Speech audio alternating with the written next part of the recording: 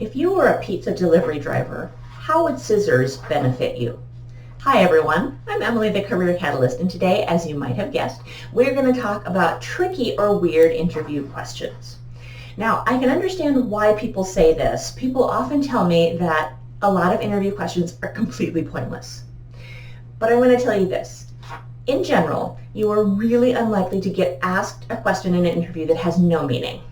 It might feel like it in the moment, but interviewers are typically extremely busy people. This is not all they do all day. They have a host of other duties, and this has been added to the roster of things that they need to complete in a day.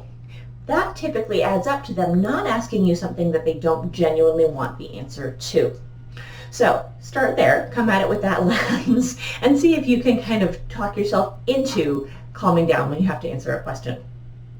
Now, the question I asked you at first was one that was apparently asked to someone at Apple. Similarly, Gallup, which is an organization that, among other things, publishes the Strengths Quest and Strengths Finder tests, which come out of positive psychology, apparently once asked someone, what is the last gift you gave to someone?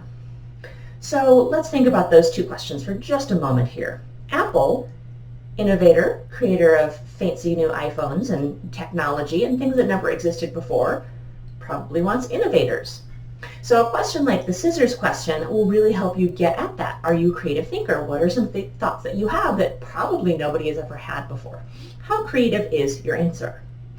Gallup is an organization that appears to be very much entrenched with values and being of service to the world, so that question is probably about generosity. So I think that's a really helpful lens to take this from. Tricky questions don't typically have measurably right or wrong answers. Now, there are exceptions. For instance, how many snow shovels were sold in the US last year? I'm sure that has an actual answer, but I don't know how we would get to it. So what they're often looking for is not so much the factual answer of something, but how you got there. So it doesn't matter if you have sort of a weird way of thinking about it. In fact, in some places that may be really beneficial to you. What matters is that you really demonstrate to them what your thought process is and how you're going to get there. All right, but how on earth do you start to answer these questions? Well, the first thing I want to encourage you to do is to really try to calm down. The instant of that question typically spurs us into a little moment of panic. So try not to. Take a nice deep breath, settle yourself back in, remind yourself that they're probably not asking you something that has no reason behind it. So once you have that kind of in your head, then what you're going to want to do is buy yourself a few minutes to think about it. So you're going to say something like, that's a really good question, or you can even repeat the question. And if you're in person, you can make a face that clearly demonstrates that you are, in fact, thinking. Breathe a few times and see what you can come up with as being behind the question before you start to answer. If you're an engineer, you may get asked something like, how many ping pong balls would it take to fill up this room? And you're probably not going to get that question outside of feels like engineering. If you're a social worker, they might want to ask you something about your emotional intelligence. And so if you can kind of get a sense of why they're going to ask you something and what the intent behind the question is, it's a little bit easier to figure out what you're going to say around it. So as you're answering, one of the things you're going to want to do is be sure to cue them in about your thought process. So for instance, you're going to say something like, well, I never thought about it before, but I would guess that tennis balls are fuzzy because of maybe something to do with aerodynamics. But hang on, no other balls are fuzzy, so that can't be it because they fly just fine when you hit them.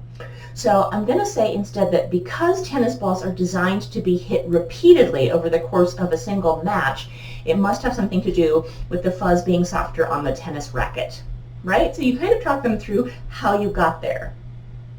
And for those questions that really are about EQ or who you are or what you value, you're just going to want to be sure to tell them why. For instance, what kind of cereal would you be if you were a box of cereal? It doesn't matter what your answer is. They're not only looking for people who say they're Cheerios, but they do want to know why you said that as opposed to Frosted Flakes. So tell them kind of what your rationale is, what's behind the answer, and how that talks about who you are. Again, there are no right or wrong answers for those questions, but there is a nice kind of logic behind your answer, and hopefully that is what's going to sell you to the employers. Now finally, if you get really stuck, if you are just kind of in panic and you cannot for the life of you come up with an answer to a question, that's okay. Again, don't panic. What you're going to do in that case is just ask if you can pause and come back to that question later. Because typically when you're really stumped, you're sort of in that panic mode and you're not able to access those deeper parts of your brain. Once the pressure is off, you're answering a totally different question. What's your experience using Microsoft Word or something like that? You're probably going to be able to come up with a really good answer to the really oddball question. So try that and tell me how it works. I am going to post a list of some of these questions.